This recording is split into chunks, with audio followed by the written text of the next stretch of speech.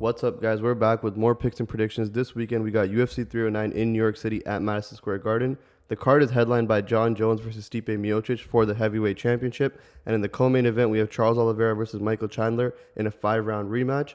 Let's go ahead and recap our bets from UFC Vegas 100 and then hop into the picks and predictions for this weekend's card. So to recap, last week at UFC Vegas 100, once again, we had a good week. We're profitable for 7 cards in a row now, up 1.67 units in net profit last week. We went 4 for 5 from bets, and we had a lower unit size last week. We only put 3.75 units in. A bunch of these were quarter unit bets. And once again, like I said, near the end of the year, fight nights get pretty volatile. They're contractually obliged to give every fighter on the roster at least 3 fights a year. So you see a lot of fighters, getting like off long layoffs and stuff, getting fights booked. So it is pretty volatile, pretty understanding. And we had basically one big bet for the card, which is Julian Roberts' money line and Carlos Prates' money line. So just 2 big favorites, minus 167, hammered it with 2 units, made a 1.2 units in profit there. And then outside of that, we had a bunch of other 2 legs. We had Mansour, who I was pretty confident in, and Diniz Gomez, who I was pretty confident in. Put a 0.75 unit bet on that, which was our second biggest bet of the night. And then outside of that, we had a half unit bet on Ramiz and Zaleski. Ramiz kind of fucked that. I mean, I thought he was going to beat Bolaños. I was pretty low on Bolaños, but, Bolaños won that fight. I don't know about the 30-26 though, but he definitely did win that fight. Lost that half unit, and then 2 quarter unit bets that both hit. One was RDR's money line.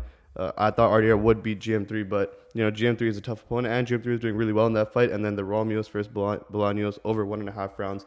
Thought that was going to hit because Ramiz using a lot of grappling in that fight. And then Mullins had a really good performance, and Damon Blackshirt also had a really good performance. I was a little bit more skeptical on those 2, so only quarter units there. Won both those bets. So total 1.67 units in net profit. Up, profitable, 7 cards in a row now. Let's hop into the bets for UFC 309. To kick off the UFC 309 prelims, we got Eduarda Moura versus Veronica Hardy. I'm not going to lie, I've been going back and forth on this. I've flipped my pick quite a few times when it comes to this prediction. I'm going to go with Eduarda Moura to win this fight, but I'm not going to lie, I'm not really confident in this pick. I think that this is a fight that is okay to stay away from, at least from my perspective. I don't know what you guys are feeling, but I'm going to take Eduarda Moura to win this fight. She is a slight underdog when it comes to this matchup. Veronica Hardy has looked pretty good, but Moura is moving up a weight class, and, we have that rule where when people move up a weight class, like lighter weight classes tend to have more skill level. So as you move up, if you can fill that frame properly, you don't get dominated by size, which Eduarda Moura was already so big for a weight class that I don't think that's going to happen. You actually come in with a better skill set in the matchup. So that is kind of a rule to follow in UFC that I've been following. Has been doing pretty well. In MMA, I should say, at least. So that's one thing to note. Eduarda Moura is moving up, and she will fill that frame nicely. I don't think she will be outsized in this matchup, but we know what she's kind of going to go for. She's coming off a pretty shit performance against Diniz Gomez, where she kind of ended up just going for some desperate takedown attempts, was gassing out mid-second round, super gas third round, just all these telegraphed takedown attempts was her only path, and Gomez just kind of holding her up and doing whatever the fuck she wanted to her on the feet, stuffing all the takedowns. So, I mean, if it looks like that against Hardy, it's going to look really terrible. I'm hoping that the move up in the weight class is going to fix at least some of the cardio issues. Maybe she's not going to have a full crazy 3-round gas tank, but at least go a hard 2. If she wins those 2, then, she can kind of take her foot off the gas for the third, at least a little bit. And we're going to know her game plan coming in here. She's going to want to get the takedowns, sit on Hardy, a lot of top pressure, stuff like that. If she can get the takedowns, which I actually believe that she can against Veronica Hardy, I think she ends up winning this fight. But Veronica Hardy is not someone that can easily get dominated on the ground. So it's going to be close. I think there's going to be probably some type of split decision bullshit in this fight. I think if Moura gets the takedowns, like I said, she does win this fight. I'm going to take Moura to get that, but once again, super low confidence pick to kick off this card. All right, up the card, we have Oban Elliott versus Bassil Hafez. This is a pretty interesting matchup. Oban Elliott is the minus 200 favorite, so moderate favorite on the Elliott side. I do understand these odds in my opinion. Now, Elliott looked pretty good against Preston Parsons, which was last opponent, and Parsons has great wrestling. If you watch that fight, Parsons got deep on double leg takedowns the entire fight, and Oban Elliott was able to stop those takedowns when they were super deep in. I think a lot of fighters would have been taken down at that point, but Elliott's takedown defense is really good. Hafez is actually traditionally a grappler at first, but he does have big power. He's a freak of nature, so when he's on the feet, he just sits on power, throws big shots, heavy shots, and those could knock basically anybody out. So Hafez does have the power advantage in this matchup. Elliott, like I said, is the better wrestler for sure. Both of these guys can grapple though, so it's going to be interesting to see how this matchup plays out. I think that Elliott does have the wrestling advantage specifically, and I think that the wrestling will dictate a lot of these grappling exchanges, which is why I'm going to pick Elliott to win. I think when it comes to the grappling, his wrestling can dictate what happens there. And then on the feet, Elliott's shown decent striking against Preston Parsons. Is definitely something that's improving in his game. Both these guys on the feet, it's going to be interesting. I think, Elliott's going to throw maybe more. Hafez does have more power to sit on, so that's kind of how the striking will go. I'm going to pick Elliott to win. I think overall he is the better fighter, in my opinion, and I think the Welsh gangster will be on an 8-fight win streak after this weekend. All right, now up the card, we have a pretty low-level fight. I almost don't even want to break this one down. We have McGhee Gall versus Ramiz Brahimaj. It's basically a pick-and fight. McGhee Gall is 7-6. Brahimaj is 10-5. Both these guys are pretty much busted prospects. I mean, McGhee Gall is never really a prospect like that. He did come in, obviously, fighting CM Punk, so he had a big rise there, but Three-fight loss streak for McGhee Gall. Mike Mallet knocked him out brutally. Alex Morono beat him in a decision, and then Bassil Hafez beat him. I mean, Alex Morono is pretty good. He's been around for a while. Obviously, Mike Mallet also had a bunch of hype. I mean, hype kind of died recently because he's looking pretty trash, coming off a loss in that Trevin Giles fight. But at the time, had some hype. Bassil Hafez, I mean, Hafez is pretty decent. He is kind of like a freak of nature, like athlete, so losing to Hafez is not horrible, but I mean, McGhee Gall is nothing crazy. And then Ramiz Brahimaj, this guy has been trading wins and losses. His wins are ass. These guys that he's beating are not in the UFC anymore. And then the guys he's losing to like Max Griffin, and then Court McGee, and then Themba Grimbo. I mean, Grimbo's looking pretty nice, so losing to Grimbo is not anything bad. But yeah, I mean, super low-level fight. I will tell you one thing, though. Ramiz has 10 wins in his professional mixed martial arts career, and all those 10 wins did come from submission. He does have like pretty good jiu-jitsu from my understanding, and he will be the grappler, and he will want to wrestle in this fight. So McGhee Gall has basically just got to keep this fight standing and outstrike him, and if McGhee Gall gets taken down a bunch, then McGhee Gall is going to lose this fight. I don't even know what's going to happen because both these guys I think are pretty bad. I would say McGhee Gall has just fought, and like in his losses, McGhee Gall has looked better, I guess, is what I want to say. So that's just one thing to note. Then like when Brahimaj loses, it just looks like he doesn't belong. McGhee Gall kind of like toughs it up a bit and then loses. I think in this last fight to Bassil Hafez, he did kind of put in some level of work in that fight. So I'm going to go with McGhee Gall to win this fight. But once again, this prediction, it's super low level fight. I'm not confident. I mean, this guy is 7-6, so take that as you will. But it's just hard to pick someone like Ramiz when he just looks super out of place, especially when he loses. So I'm going to go with McGhee Gall. Let's move on to the next one. All right, now next fight on the card, we have Marcin Tybura versus Jhonata Diniz. I'm going to go with Diniz by KO in this fight. I do kind of understand the odds here. I think that Tybura does have a path to victory through the wrestling, through the grappling. I don't tend to really pick fighters in the heavyweight division when it comes to like a pure wrestling advantage like this type of fight, because on the feet here, Diniz should be able to starch Tybura. I mean, we all know by now Diniz comes from a glory kickboxing background. He's going to have better striking than a lot of people he does face in the UFC, but it is mixed martial arts, so it is not kickboxing. There is a grappling element, a wrestling element to it, and Tybura does have that path to victory, but like I said, I don't really tend to pick heavyweight fighters that have a wrestling path to victory. Another thing that's important to note is that in Diniz's last fight against Carl Williams is a good wrestler. He did beat him, but Carl Williams didn't really try to wrestle Diniz in that fight. There's also somewhat of a notion right now that, if you wrestle a lot, the UFC tells you not to wrestle. I don't know how much you really play.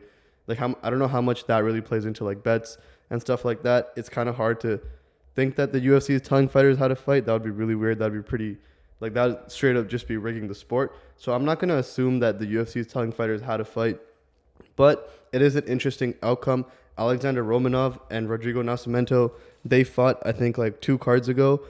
Both of them got cut after that fight. That was an absolutely boring fight. There's just like a lot of wrestling. They got super tired.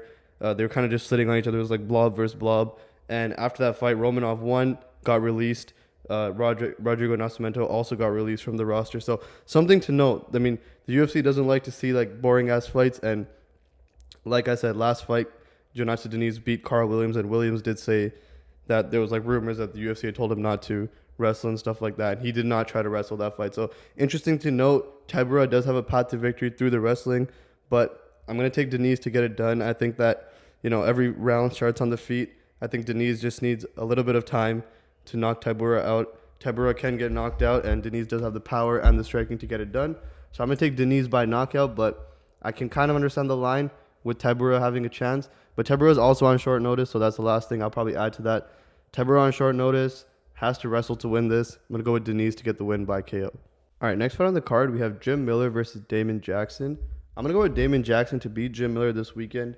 I think that Jim Miller's only path to victory in this fight is to probably sit on something powerful, throw a strike, and catch Damon Jackson and win by knockout. I really see that to be his only path to victory. When it comes to Damon Jackson, you know he's going to be a high-pressure fighter. Jim Miller is 41, so I don't see Jim Miller being the one to push the pace on Damon Jackson in this fight. On top of that, Jackson's fighting style in general is super high pressure, so he's coming off a fight with Chepe Mariscal, who's probably even more high pressure than Damon Jackson himself, so he's going to know how to keep the pressure up. He's going to push the pace this fight. I don't see Jim Miller winning a decision with someone pushing the pace on him like that at 41 years old. Obviously, I don't see him submitting Damon Jackson. I think if this fight does go to the ground, it's all Damon Jackson. So he's going to mix it up a lot. He's going to be quicker. He's going to be younger. I'm going to pick Damon Jackson to win, probably by decision, because, he just has more paths to victory. Up the card, we have Chris Weidman versus Eryk Anders. I'm going to be picking Chris Weidman in 2024, which is kind of crazy, but I will be picking Chris Weidman to beat Eryk Anders this weekend. He is the hometown guy. He is from New York. This fight is an MSG, so that does play a part in it. He is 40 years old, but Eryk Anders is 37, so Eryk Anders is not much younger. I know 3 years does make a pretty big difference at that age, but not a crazy difference in age. And Chris Weidman's coming off a win against Bruno Silva, and Eryk Anders coming off a win against Jamie Pickett. I would argue the Bruno Silva win is probably better than the Jamie Pickett win. And Eryk Anders was dropped in that fight as well. Now, in general, I think this is just going to be a really sloppy fight. Both these guys are probably not going to dominate on any part of the fight. I think when it comes to striking, Weidman should be doing a bit better than Eryk Anders. And I think the takedowns are going to look super sloppy. It's going to end up in a lot of clinch situations, a lot of cage control type of situations where they're just standing, knees to the thigh, all that bullshit. I think it's going to come down to a lot of that. Who wins more of those minutes? So I see Chris Weidman just kind of doing a little bit more. I think it's going to come down to a close decision. Like I said, I think it's going to be super sloppy, but I'm going to go with Weidman to get the win. There could be a finish, but realistically, I see this going all the way. All right, up the card, we got Jonathan Martinez versus Marcus McGhee. Now, I'm actually pretty high on Marcus McGhee. He is 34 and 9-1, so a little bit older, not that many MMA fights for a 34-year-old, but he is coming off a 5-fight finish streak, going into the 6th one against Jonathan Martinez. He's got a submission in there and 4 knockouts, so he is a finisher. He's going to be the more dangerous fighter in here. The way I see this fight going is pretty interesting. I think that McGhee is definitely the more dangerous fighter between these two. On the feet, he's going to carry the power. I think he can really hurt Martinez on the feet. And then when it comes to the wrestling and the grappling, I think McGhee is also a bit more well-rounded there as well. The one thing, though, is that if Martinez does come in, stick and move, he does have a bit more dynamic weapons on the feet, I would say. He does throw that leg kick really well. We do know that when it comes to Martinez, the leg kicks are really good. And if McGhee kind of sits in that mid-range with Jonathan Martinez, he could get caught with a lot of those leg kicks, could get outpointed, but I don't really see that happening. I think that McGhee is a force of nature. It's going to look like a force of nature, at least in this fight.